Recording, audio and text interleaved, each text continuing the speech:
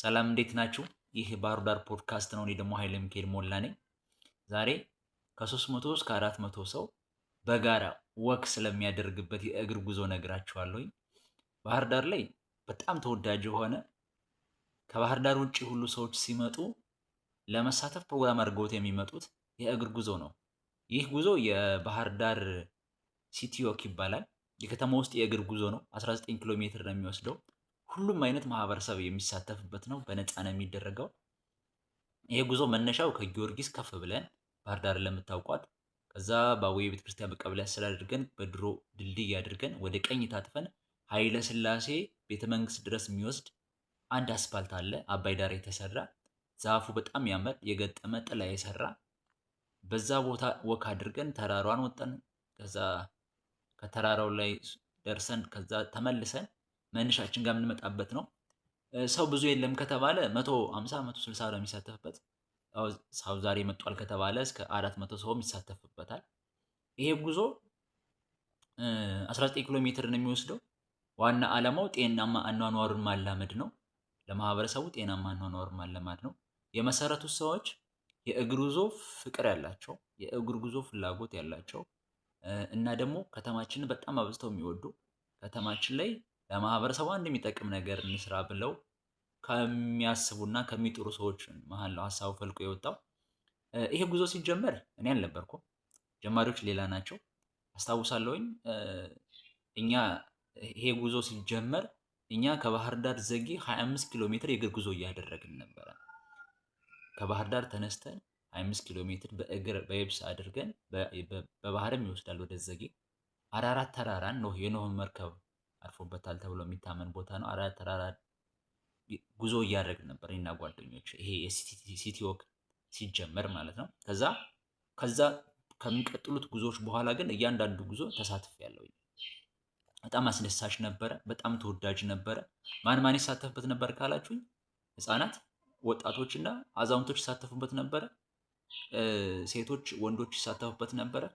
በቱታም በቀሚስም እየመጡ ይሳተፉ ነበረ። ወኩ በጣም ተወዳጅ አድርጎት ነበረ። ተወዳጅ ካደረጉት ውስጥ የተለያዩ ማህበረሰቦች ማለት በባህር ዳር ላይ የሚኖሩ የተለያዩ ተቋማትም አብረው ይመጡ ነበረ። እንዲሁ እንደ ህዝብ ወክ ለማድረግ ለምሳሌ ታዋቂ ሰዎች ይመጡ ነበረ። ቻች ታደሰ፣ ሌሎች አሉ አሁን ስማቸውን የረሳኋቸው ይመጡ ነበር። ይሄን ጉዞ ስራ ብለው ይሳተፉ ነበር። ፎቶን አስቀምጥላችኋለሁ። የባንክ ማናጀሮች ይሳተፉ ነበረ። የዩኒቨርሲቲ መምህራንና ተማሪዎች፣ የባንክ ሰራተኞች፣ የባንክ ማናጀር፣ የዩኒቨርሲቲ መምህራን፣ ሰራተኞች፣ የመንግስት ባለስልጣን ሲመጡ በነገራችን ላይ እንደ ባለስልጣን አይደለም የሚሆኑት። እዛ ላይ እንደ ተራ ሰው ነው ወክ ለማድረግ የሚመጡት። የኪነ ጥበብ ባለሙያዎች፣ ውዝዋዜ የሚሰሩ፣ በጎ አድራጎት የሚሰሩ፣ ቲያትር የሚሰሩ ማህበሮች ወጣቶች ይመጡ ነበረ። ሰርከስ የሚሰሩ ወጣቶች ይመጡ ነበረ። ስካውት ማህበሮች ይመጡ ነበረ። ስካውቶች ደግሞ እንደዚህ ጉዞ በጣም ይወዳሉ።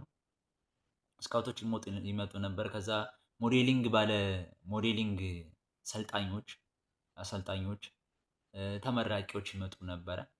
ይሄ በዋናነት የዚህ ጉዞ ዓላማው ጤናማ አኗኗርን ለማስለመድ ነው።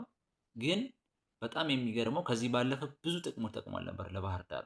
ምን ጠቀመ ካላችሁኝ፣ ነዋሪውን እርስ በርስ በደንብ አስተዋውቆት ነበር። በደንብ ማለት አስቡት፣ ማይመጣ ተቋም የለም። የእርዳታ ድርጅቶች ይሄ የባህር ዳር ላይ ያሉ የእርዳታ ድርጅቶች ይመጣሉ። እዛ ውስጥ የሚሰሩ ፈረንጆች ይመጣሉ። ለጉብኝት ጣናንና ገዳማቱን ለመጎብኘት የመጡ ፈረንጆችም አብረው ይሳተፉ ነበረ። ከዛ ውጪ ነዋሪውን እርስ በርስ በደንብ አስተዋውቁት ነበረ። በዚህ ትውውቅ ውስጥ ሰዎች ለቢዝነስ ትስስርም ጠቅሟቸው ነበረ። ለምሳሌ እኔ መጽሐፌን ሽጫለሁኝ። ደራሲዎች እዛ ላይ መጽሐፋቸውን ሽጠዋል። ከዛ እርስ በርስ የሚገበያዩም ሰዎች ነበሩ ባላቸው ትውውቅ። ከዛ ግን ኦኬ እንትን ታመርታለህ፣ አሁን እኮ እንትን እፈልጋለሁ እያሉ እርስ በርስ ጥሩ የቢዝነስ ትስስር ተደርጎም ነበረ። የስራ እድሎችም ተፈጥረው ነበረ። እዛ ካምፓኒዎች፣ እዛ ያሉ ድርጅት ባለቤቶችም ወክ ለማድረግ ይመጡ ስለነበረ ባለሀብቶች በጣም ይመጡ ነበረ። የራሳቸው የሆነ ድርጅት ያላቸው ሰዎች ይመጡ ነበርና ሰራተኞችን ከዛ ይወስዱ ነበረ።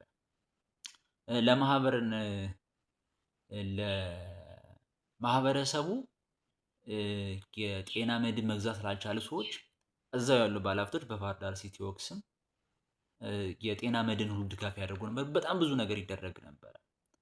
የባህር ዳር ትልቅ ባለውለታ ነበረ። በጣም የሚገርመው ይኸውላችሁ የእግር ኳስ ደጋፊዎች ጊዮርጊስ የተለያዩ እግር ኳስ ደጋፊዎች ሲመጡም አብረው ይሳተፉ ነበር እና ይሄ ጉዞ አሁን ላይ ተቋርጧል። እንደገና ቢጀምር እኔን ጨምሮ የተለያዩ ሰዎች ስንገናኝ እናወራለን።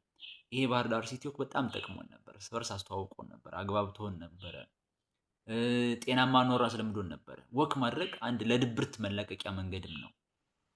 አንድ መጽሐፍ አስታውሳለሁ ከስሜት ጋር የተያያዘ ስሜትን ተቆጣጠር የሚል መጽሐፍ እያነበብኩ ነበር እና ከ15 ደቂቃ እንቅስቃሴ በኋላ ድብርት ይጠፋል ይላል። ድብርት ይዘው ከሆነ ከ15 ደቂቃ በኋላ ያለ እንቅስቃሴ ስሜት እየተቀየረ ይመጣልና ይሄ እግር ጉዞ አካባቢያችን እንድናውቅ እርስ በርስ እንድንተዋወቅ እና ደግሞ ይሄ ከውጥረት ቀለል እንዲለን ወክ እያደረግን ውጥረት ቀለል እንዲለን የሰውነት የሰውነትን ጤናንም ደግሞ እንድንጠብቅ በደንብ ጠቅሞን ነበር እና የባህር ዳር ሲቲ ወክ የባህር ዳር ባለውለታ ነው። የጋራ አመለካከቶችን የጋራ አስተሳሰቦችን የገነባ ትልቅ ባለውለታ ነው። አሁን ደግሞ የበለጠ መንገዱ ተስተካክሎ በደንብ አምሯል።